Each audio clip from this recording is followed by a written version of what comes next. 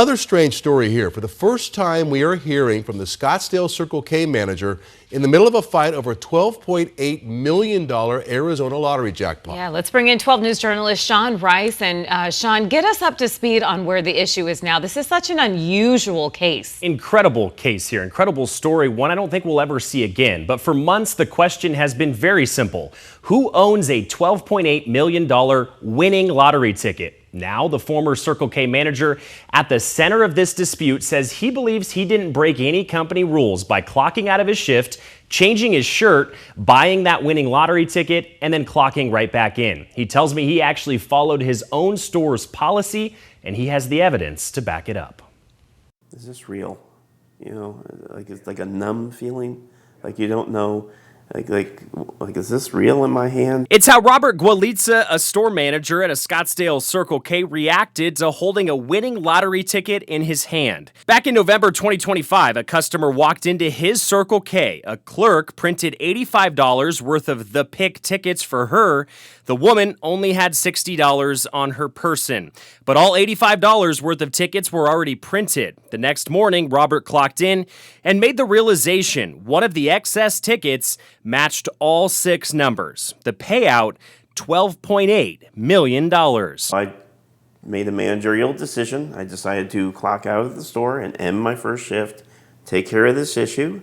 So I'm obliging by their rules, and then I proceeded to clock back in and then start my second shift. In recent months, Circle K has asked a judge to decide if Robert has legal ownership of the winning ticket. They're asking the judge to decide if the ticket was legally sold and purchased, and if it complied with Arizona lottery rules. Most importantly, they're asking the judge to determine who legally owns the ticket and the $12.8 million that goes along with it. Robert has sat without legal representation for months, but now he has an attorney uncovering new, potentially game-changing evidence. It was sold validly to Robert, and he did so in a way that complied with, we would argue, Circle K's written and unwritten policies. Robert's attorney Josh Colesrud claims Circle K has had a long-standing company policy requiring employees to purchase accidentally generated lottery tickets with their own money. 6 current or former Circle K managers or employees have all signed sworn affidavits saying the policy has existed for years. They would have them pay for the tickets.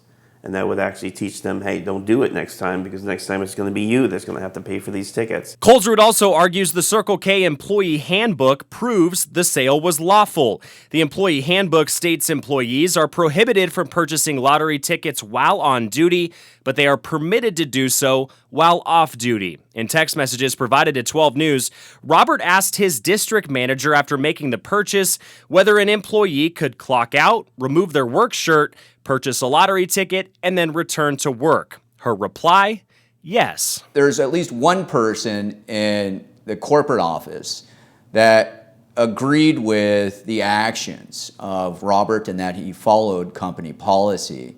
And it also affirms that what Robert is saying, as well as the 6 people, former and current Circle K employees, are correct, that they were following Circle K's policy and then were punished for it. And that punishment, at least for Robert, came in the form of his termination from his manager role in January of this year. Now, in Circle K's court filing, they are not asking the judge to award them the ticket and the jackpot that goes with it. They're simply asking the judge to decide who the rightful owner is. Now, since this drawing last November, that ticket has sat untouched at Circle K's corporate offices. Troy.